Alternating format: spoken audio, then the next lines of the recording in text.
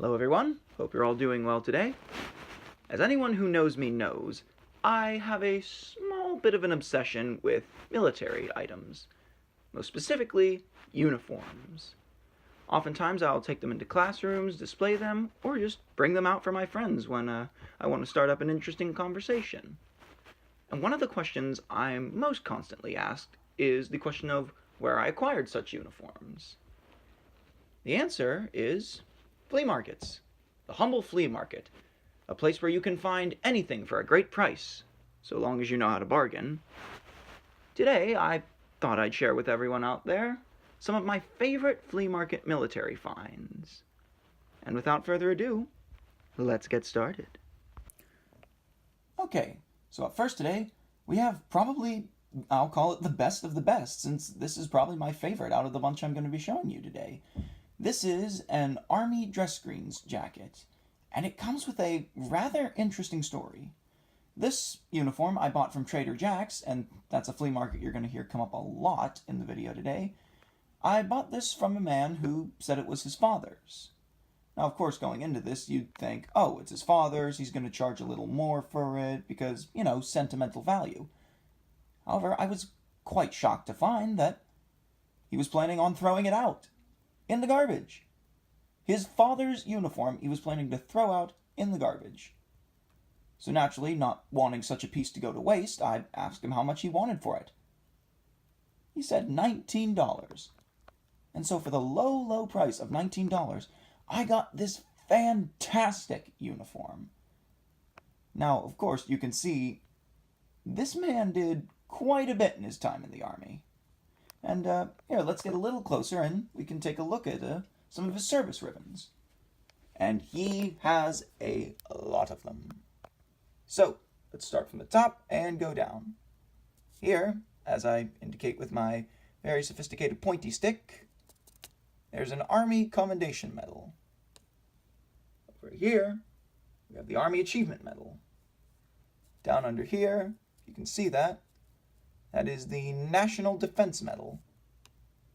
And this next one, the Army Good Conduct Medal. Here is the medal for the Global War on Terror. This one, under here, is the Outstanding Volunteer Service Medal. Here we have the Armed Forces Reserve Medal. And over here we have the NCO Professional Development Ribbon. This one here, the Army Service Ribbon. This here is a NATO Article 5 medal, which is an interesting one that I've never really seen before. And over here, we have the Kosovo Campaign Medal. So, yes, he's done quite a bit. And if we move up the uniform further, we see the famed CIB. And under that, a Senior Paratrooper's badge. This man was a paratrooper. Going over to the sleeves of the uniform, we see that famous patch. That oh so famous patch. And down here we can see the indication that this man was a sergeant first class. Down here, overseas stripe. We come over to here, see the PA National Guard patch. Again, the sergeant first class patch. And then service stripes. And if you come over here, again, we can see Expert Marksman as a pistol. And come down here, Recruiter Badge. And of course, we have other awards up here, Presidential Unit Citation. And yes, a wonderful uniform, all for a low price. And a fantastic addition to my collection. Okay, up next we have perhaps an instantly recognizable item. This is the famed East German Raindrop Camouflage uniform. This one I also bought at Trader Jack's for the low price of $20 that I managed to get the person selling it down from about $30. And this uniform is probably another one of my favorites. As you can see, the distinctive raindrop pattern. This uniform was not named for being waterproof, just for the pattern, looking like raindrops.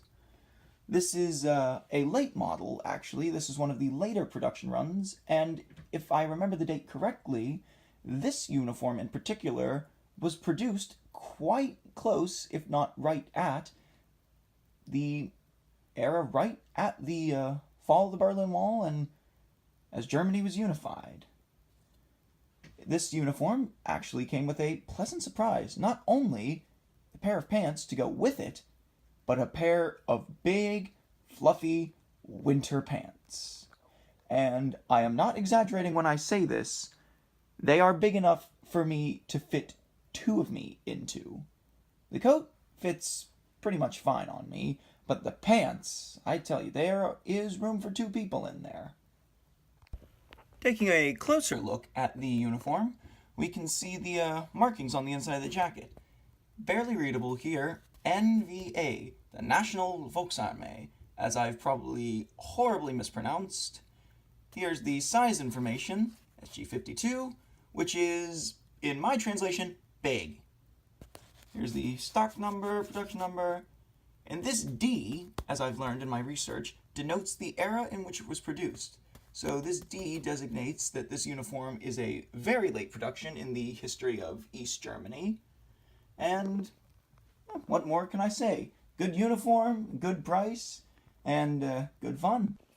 And as an added bonus feature, here is me trying to fit into these big, fluffy winter pants. Yep, definitely room for another person in here, so maybe if I wear this in a battle, I'll bring a friend with me. Okay, up next, we take a couple steps back in time to the 1950s, the time of the Korean conflict. This is something that I actually still wear today. This is a good old-fashioned M1951 field parka. It is big, it is heavy, it is warm. So the perfect coat to deal with those Pennsylvania winters. Coming in closer, we can see it's a fairly good condition. Got the snap closure pockets, which are surprisingly deep. You can fit a large amount of things in them. You have the barely noticeable up here, but you can see there was at one point a name tape on here. Moving up, fur-lined hood. Perhaps the crown jewel on this piece. And it, again, I say, it is warm. You have your waist adjustment tabs. And I bought this actually at a different flea market. This was from a flea market at the 84 auction, which is right across the street from a delicious ice cream place, the Spring House. Every Monday during the summer, the farmer's market inside has a flea market outside. And you can go there, buy all kinds of great stuffs. Guys are always willing to negotiate. And I bought this off of the man who used it. If we turn it around, you'll see something rather interesting. Sorry about the poor camera work. I'm kind of rubbish as a cameraman. Yes, turning it around, we have a much better look at the fur hood. And that is real fur. And then, if you come down here, we find some rather mysterious looking stains. Don't know what they are. Hope it's oil. But anyway, it's a good coat, and while I'm up at university, it helps me tackle the cold winter walk to class. So, from a similar era as the M1951 Parka I showed you, here we come to my Air Force uniform. And let me just say, there's a lot to talk about with this one, so let's get into it. As you can see by these insignia up here, enlisted man. These are the standard Air Force enlisted man's insignia from this era. Nice blue, serge blue, buttons, bearing the Air Force insignia. Come over here, we can see that this man was, in fact, a staff sergeant. Now, this uniform I bought at a flea market that I had to go a little out of my way for. This was a flea market in Harrisburg, which is about 4 hours away from where I live. It's a decent trip, but I tell you, this uniform was well worth it. Because not only did I get this coat, but I got the hat with it, and not just one, but 2 pairs of pants, and finally, probably the crowning achievement of this uniform, the big, heavy overcoat. Okay, so coming over here, we have we'll have a look at the hat that came with the uniform. Very nice, the insignia is there, Air Force Enlisted, leather band, hat's in great condition. There's the Air Force button right there. And we come inside here where I've folded down the leather parts. We see all the spec information. Cap, service, Air Force, wool serge, blue. 100% wool. Excellent. And of course, there's the stock number, U.S. Air Force, the number for it, and just in general, very good hat. But now we come to my favorite part of this uniform. There she is, everyone. The big blue coat. 7 pounds of pure American democracy. This is another coat that I actually used to conquer the cold Pennsylvania winters, just because this thing is warm. Like, very, very warm. Coming closer, we can see, of course, the Air Force buttons. If they come into focus, there it is. The Air Force buttons, everything's nice and intact. Very big coat, very warm. Again, some very, very deep pockets. And even an internal pocket. There it goes, that's a bit better lighting, but that's an internal pocket. And if we reach in here and we have a look around, you can see some information on the coat, some more information. And a lot of these military uniforms actually will have information tags in the inside breast pocket. In my experience with uniforms, that's usually where you can find the contract numbers, the maker, the size. The date, actually, is one of the most valuable things that can be found in those pockets. So, having another look at this glorious, glorious, glorious coat. And on to the next item. Alright, so getting away from the uniforms for a bit, we come to another item that I'm very fond of. A Korean War era U.S. Army duffel bag. Now I found this at Trader Jack's, once again my favorite flea markets, and for the low price of about $5, I was very, very happy with what I got. Coming down here to the stenciling, you'll notice it doesn't look like the standard Army stenciling, which is usually very uniform, black, and very clean. This is much nicer. I like this a lot better. Joseph Lipchick, Corporal, U.S. 522213335. That's his service number right there. And an interesting note about service numbers. During the Korean War, these first 2 digits, this 52, denoted where he was from. So, this 52, in this case, means the areas around Pennsylvania. Other states, of course, are included in there too, but Pennsylvania specifically, since that's where he was from. An interesting note about the man who had this bag during the Korean War. He loved baseball. I found this actually in his obituary online. He played for I believe it was the Moorville Moors in one of the Carolinas. I don't know, I'm not much of a baseball person. But after getting out of the minor league baseball, he decided to go serve his country in the Korean conflict. I don't know much else about him, but a very nice bag, very nice stenciling, and I get some use out of this bag too. I use it to haul many of my items back and forth to university. So, Corporal Lipchick, you live on.